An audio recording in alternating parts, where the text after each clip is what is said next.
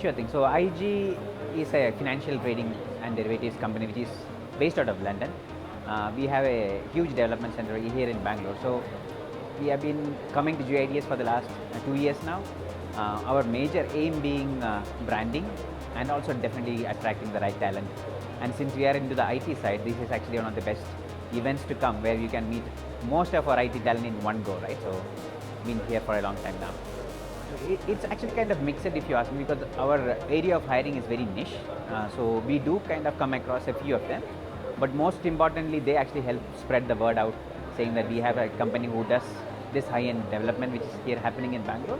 So the word of mouth spreads, and we kind of get a lot of referrals from some of the people who are coming over, and we start engaging with them also. After we finish the event, we touch base with them, we ask for referrals. Where there's an event happening for our office, or let's say a meetups happening, we invite all of them who actually visit our stall.